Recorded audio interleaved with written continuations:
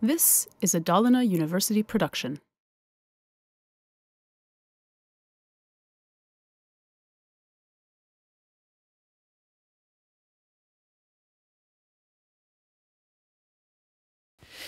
Right, thank you for the introduction. You made me sound like an expert on the field. I'm not.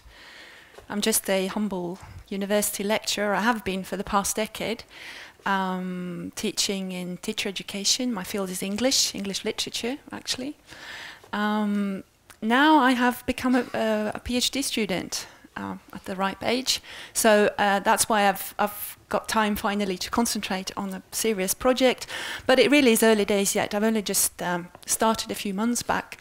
So I'm afraid I can't give you the results and the answers to all these questions, but I can give you some questions and I can tell you what the focus for my research is, because I think it's quite, I mean, whenever I tell people about this, I always get lots of nodding heads. So I feel I'm onto something that's very relevant and interesting, and everybody wants, the people are just not sure what to think about Wikipedia, really. Yeah? Nodding heads? That's what I thought. Wikipedia has, through the past decade, or 11 years now that it's existed, grown to become a very dominant source of information. We all know that. At present, it's the world's fifth most visited internet site, and I think as far as non-commercial sites go, it's probably the biggest one. Correct me if I'm wrong, but it's huge. We all know that. There's several studies done on Wikipedia use, and one was in Norway quite recently, and it shows us that it says that nearly all students and academic staff in Norwegian institutions of higher education use Wikipedia on a regular basis to collect information. And here are the numbers.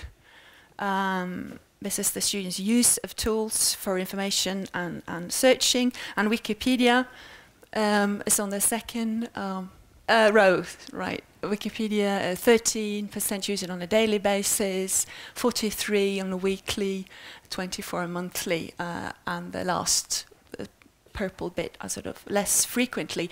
But in some, basically everyone uses Wikipedia, you know, more or less. And that's those are the students. And this is the academic staff, and the numbers are actually very, very similar. They're even higher, but just vaguely so.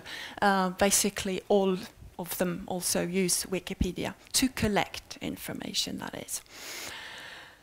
So we're all there, more or less. And I guess you guys are as well. Now, and the use is on the increase as well.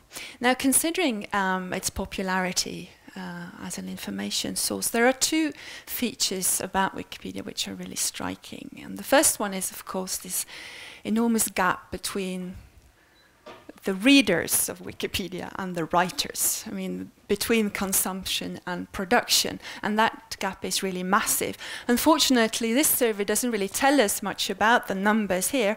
There is something saying a little bit about production. Wikipedia is almost at the bottom, but it says wikis. So that's course wikis, class wikis of all kinds. And you see, although the number here is very small, there's reason to believe that when it comes to Wikipedia, it's even tinier. And there have been studies done on this, various statistics, and they basically prove that very, very few people contribute to Wikipedia, you know, to put it roughly. So that's one striking thing. I mean, how come you all use it, but so few of us actually contribute, when it's really intended for that kind of use? It really is a sort of collaborative platform for, you know, building knowledge, if you wish. So that's one striking thing. And the second one, which is also striking, and this too won't come as a shock to any of you, is the sort of negative attitudes that surround Wikipedia, and especially in academia. I mean, there is everything from skepticism to downright hostility among academic staff, especially. Very few seem to be willing to acknowledge this as a valid learning resource. And various, in Norway at least, various professors and high-standing academics have voiced their opinions. Here are three of the loudest voices. Professors who've expressed everything here from skepticism, concern, to disgust almost. This professor of chemistry is really, yes, letting his opinions be heard, and I think it's Wikipedia råtner fra innsiden for those of you who understand Norwegian. So to put it bluntly, we all use it, but we don't contribute and we don't like it. Okay, that's very bluntly put, but that is the situation, I think, from my point of view anyway. So one thing I wonder is there a connection between these two facts? We don't write there when we don't like it. Is there a connection there? I'll get back to that later. In my research, I don't ask the question which is so frequently asked. The two questions I won't ask: is Wikipedia bad? Okay, so much of the discussion revolves around that question, but I'm not going to ask that question. I also don't ask the question, should Wikipedia be accepted as a source in education? I mean, they're relevant, interesting questions, but they are beside the point in my research. They're not my focus. My focus is rather, why do we think Wikipedia is bad? And if we think it's so bad, why do we use it? And these probably look like very simple, banal questions to you, which they are, but at the same time they do touch on some rather profound issues here about knowledge, about participation, about literacy ultimately. So although I don't ask questions as simply as that, but they are the questions really underpinning my research, as it were. More about that soon. My project, then, that I've only begun a few months ago, has a sort of three-part focus. The first one is a survey. I'm going to do a survey among the teacher training students and academic staff at the 5-year master program. In Norway, the new thing is to have, to become a teacher, you have to, well, it's getting that way anyway. And Tromsø is one of the first institutions to implement this 5-year teacher education. So everyone's really interested in how that's going. And about 160 students will partake in the survey, and their teachers. And I'm going to map their use of Wikipedia. We already know quite a lot about that, so that's not so interesting. What is more interesting is their skills and the attitudes that they express. And by skills, I refer to both technical skills, as in, do you know how to make and edit? But also to the more general insight and understanding of Wikipedia, how content ends up on Wikipedia, what happens, what are the processes behind it. So instead of asking things like, do you know that you can make and edit? Because, this is what made me interested in this topic initially, was that I realized that so few people know that it is at all possible. Although they're using it all the time, they don't know that it's user-generated, or they think it's made by somebody, but not knowing who. And I think that's really worrying, actually. So that kind of insight I'm also after. Do you know who cleans up Wikipedia? Do you know what it takes to make a contribution? Do you have to be a registered user? Do you have to be approved by somebody? Things like that. And the reasons to believe that they don't really know very much. Neither the students, who we think to be so digitally native, nor the staff have very little knowledge about this. And the attitudes as well, I would like to find out about that too.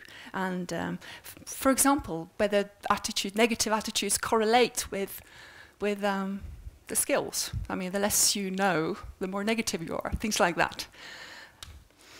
So, and another intriguing thing that I want to know more about is this kind of doubleness, ambivalence, or almost schizophrenic attitude that people seem to have towards Wikipedia, that I have come across very often in my students anyway, as expressed by this quote here. I did a little pre-survey, and this comment was just so typical. Wikipedia is banned in schools, and we know we shouldn't use it, but we all use it anyway, secretly. And I'm wondering, where is this concept of bad coming from? We know it's bad, we shouldn't use it. well, I've kind of established that the insights, they don't really have much insight into the processes, so where does this idea of bad come from? So what I've done then, or what I'm doing at present, is to find out more about this by looking at the public debate and newspaper debates and so on. And in Norway, there was a brilliant opportunity for that in Norway in 2010, because we have this great Norwegian encyclopedia, Store Norske Leksikon, and it was denied state funding in 2010, and that sort of meant the end to their traditional model, really.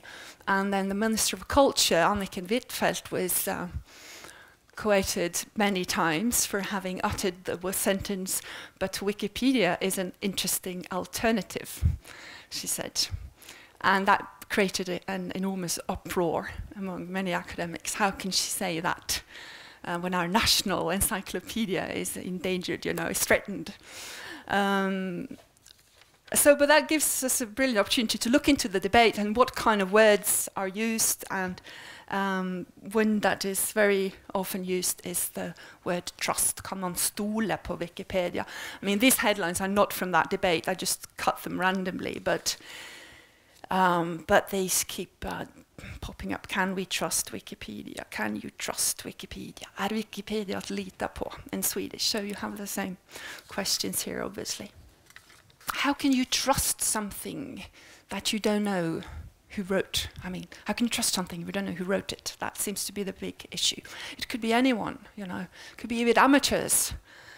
The idea that information has to come from or through somebody who can vouch for its accuracy. That seems to be a very established, deeply rooted idea, both in the general public and in our educational institutions. The quality and credibility of a piece of information is intimately connected to who it comes from. These comments show, and teachers and students are no different. They think no differently, I think. The other thing that this public debate about Wikipedia in 2010 expressed quite clearly was this concern about the accuracy, the coverage, and the relevance of Wikipedia as a knowledge base. In 2005, you probably all know, this journal Nature published results from a survey where they concluded, they compared Encyclopedia Britannica to Wikipedia, and they concluded that on certain areas Wikipedia was better than Encyclopedia Britannica, and so on. And ever since, we've had these rounds, you know, of university professors being asked to assess an article within their field, you know, which is the best, which has the best coverage, which is the most accurate, and so on. And sometimes the Wikipedia article is poorer, and that's then used as evidence for Wikipedia being an unreliable, bad source.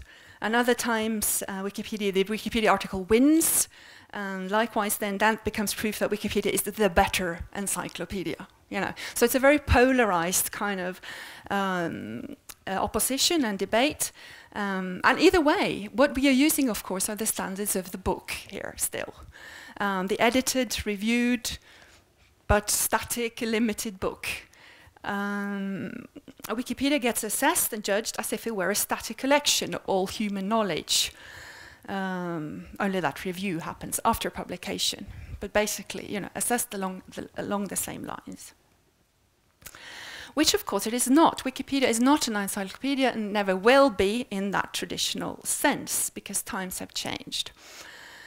The traditional encyclopedia is a thing of the past. So truth, of course, no longer to be found in an encyclopedia. We can't trust anything just because it's written and published anymore. Those days are gone.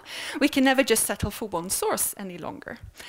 So, but to me, it seems that the students, despite believed to be such digital natives, also seem to possess this kind of book as a standard approach, either, you know, same as the previous generations. They too treat Wikipedia as an encyclopedia, although shamefully in secret. You know, they know they shouldn't use it, but nevertheless. And then this attitude of treating Wikipedia as an encyclopedia is paired with this contemporary practice of easy, free, immediate access kind of attitude. And I think that's a very bad combination.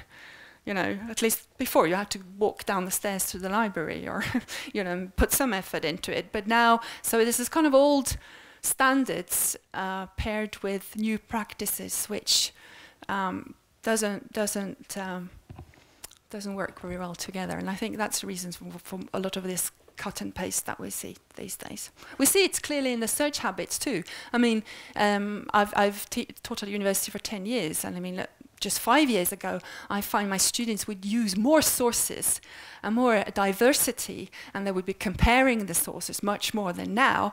Now it's the search habits is just so predictable. It's just Google, Wikipedia, finish, or sometimes just Wikipedia, finish. So Wikipedia has come up with like this new sort of monolithic institution of knowledge. Of course, it isn't at all. I mean, it's got nothing to do with knowledge in that sense, as we heard Anderson talk about earlier today. But there's something there, and I really want to look into that. But just very, very quickly, how can this be remedied? And that brings us to the third part of the, which I'll talk very quickly about, because I know my time is probably up. I forgot to keep a watch anyway. But this is the most important part, and this is the practical part of my project, and that is trying to turn consumers into producers. It's actually, very simply put, to enable students and academic staff, academics, to write Wikipedia articles, you know, edit entries, learn how to do it quite practically. And I think that both understanding and being able to contribute to Wikipedia is an essential part of modern literacy. And I think that we should all use it as a tool for learning through producing and participating. No matter if it's good or bad, you know, it's there. That's all that matters, it's there. So instead of focusing on Wikipedia only as a sort of reference resource, is it reliable, you know, is it complete? Rather see it as a place for collaboration and activity, involvement, engagement. So this is a real shift, but I've seen how this shift opens up a new kind of understanding in both students and in faculty. And it's very interesting to have them start new articles, edit articles that already exist, improve them. And it provides an understanding, of course, for Web 2.0 and participatory media and all that, and principles that govern them. Tools that we use all the time but know so little about, surprisingly. And also, and more importantly perhaps, is that this provides an appreciation for information, not just as something out there that somebody has put there, but because I think this attitude is still very prevalent. But as continuously debated and changing and contested and all those things, and where we can play a part. So that's really something for us as educators to try out. And that knowledge too is not something static, something that you should copy or memorize off a web page, but a way of understanding and relating to the world.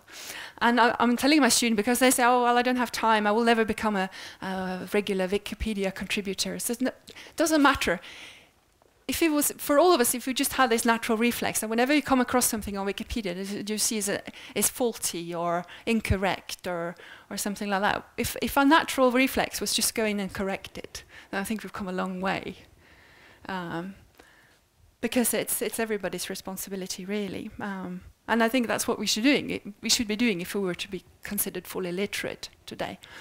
So basically, that is my project, and very quickly summarized. I'm kind of in the middle of all this at the same time, doing the survey right now, analyzing the results, also doing that textual study of the newspaper, the way the newspaper covered that debate in 2010, trying to see what kind of attitudes, what kind of ideas why is Wikipedia so problematic and threatening And the third approach is this practical classroom approach to Wikipedia editing, which I'll try and monitor somehow. But that's all I know. If anyone's interested in our project, I'm writing a lot about it, and I'm really interested also in partners who would like to cooperate in the project. So that was the advertisement.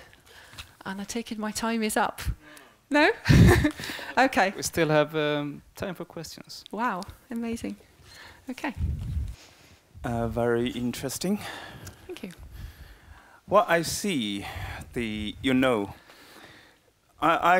mean, your whole presentation, although it's quite interesting regarding the sort of the Wikipedia, but it is not quite clear that on what purpose we use Wikipedia.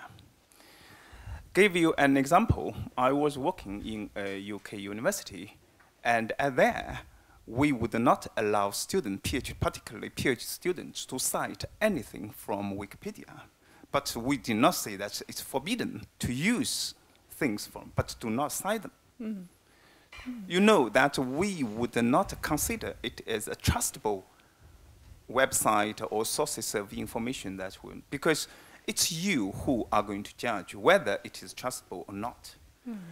My question is that, do you want to do your PhD regarding sort of whether it is trustable, or, I mean, I would not consider that as a question that want to turn everyone into a Wikipedia writer, because if we want it to be trustable, then of course you would invite those people who consider their reputations are very important.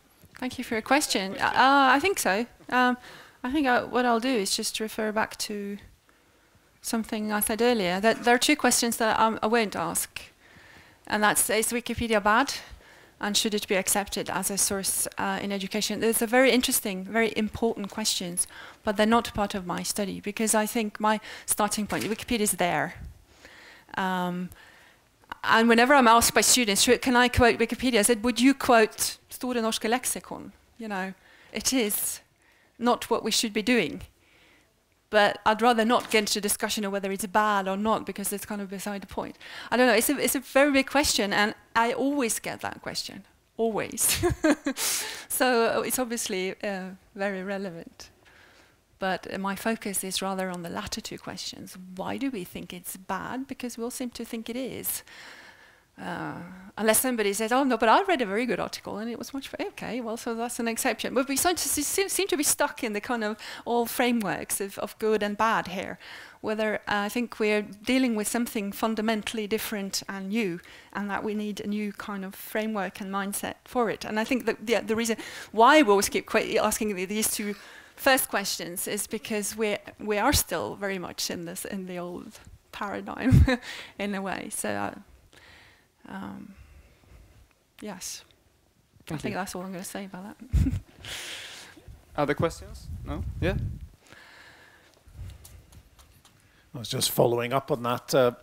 I mean, the one thing that the Wikipedia Foundation have been trying to get through to academia all over the world is, if you don't trust this, go in and make it better. Yes. Please go in and make it better. And it's interesting to see how few actually take up that challenge. And sometimes I'm actually got more of an observation than a question here, but it's a little irritating sometimes that some of the people who are most vociferous in their objection to the Wikipedia, when you actually ask them, have you ever tried to make an entry in it? Oh, no. I mean, okay, how do you why are you... It's a sort of knee-jerk reaction to sort of disruptive technology. So it's part of this disruptive technology that we're talking about in the whole conference. It disrupts traditional values. And it's funny how why not try to do something about, why not try to contribute? I remember I tried to contribute to a Wikipedia article, and nothing that I put in lasted more than about 10 minutes. It was thrown out immediately because I didn't do it the right way, and there was someone else in there just chucking it out all the time. It wasn't, I gave up. You try doing it without all the references. You've got to have references if you make an entry.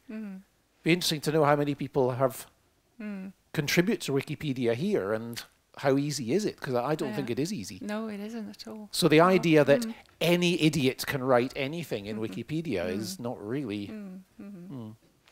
Can I just quickly comment on that? I mean, I agree with everything you say, and it does. They do have very high standards. I mean, actually the standards of Wikipedia are very traditional. They're very much exactly like the old encyclopedia. They've taken on the same standards, really. And what I've done with students, I've experienced this, is that how much it takes to really actually not be wiped out, your first effort. But there's this community as well, and that's what opens up once you enter Wikipedia. You see that there are people who actually, reach out hand and help you along, and you enter this kind of apprenticeship relationship with these experienced writers, and it's very encouraging. I mean, like everything you do online, because there is an audience and because there is, it's a whole crowd of people watching and helping and responding to what you do. That is an enormous motivation. So that's set in motion as well. But I think it's. I think most students found that Wikipedians who monitor the place are much more fussy than their teachers and have much higher standards for what they will accept. Yeah. I think we have a last question here. Yes. What I think is interesting about Wikipedia is that it changes everybody's view of knowledge or of information, and that's my question is. Related to another presentation we had in the same room a few years ago. Maybe someone else was here then. It was a Swedish researcher who had looked at how Wikipedia was used in school, Swedish schools. And then she told us that when students looked things up in Wikipedia, they knew that, well, this is Wikipedia, so of course I have to double check my sources. And they all went to check 2 or 3 more sources before they trusted what they read. But if they looked it up in Encyclopedia Britannica or some other print version, they said, oh, this is the truth. This is the, these are the facts. And she, I remember, argued that this was something positive because it made students realize that this is true. About all encyclopedias and maybe even all knowledge, that it's constructed by human beings and you have to double check. But now you said that they only Google, you said, or Wikipedia or directly to Wikipedia. So does this mean that today young students, they trust Wikipedia more, or why do you think this is? This is quite different. I don't know. What you, that scenario that you laid out was this more optimistic, of course, and I would, that would be great if that was the case. In my view, it is. What I've found so far is that it isn't a case, but there might be an age thing here, or things might be changing, and I haven't really got sort of numbers yet, but definitely that's something I'd like to find out more about. Yeah. But I think it looks as if it's more kind of fossilizing into a very predictable pattern that seems that's less varied than it was only a few years back. And if so, that would be very sad, of course. Yeah. But what I see now more than just 5 years ago is that students tend to go to Wikipedia and then search. Rather than Google and then get Wikipedia as your first or second hit, which is, so it sort of goes straight for them. And I think it's something about the format. It's so, it's so well known. We all know that they kind of understand the layout and the way it's structured, and it's, but still it's connected to this kind of shamefulness of not knowing this not really quite right. But I have a friend of my friend's daughter reported from. She's 15 and she just handed in an assignment, and the teacher told them, oh, well, you're not allowed to use Wikipedia.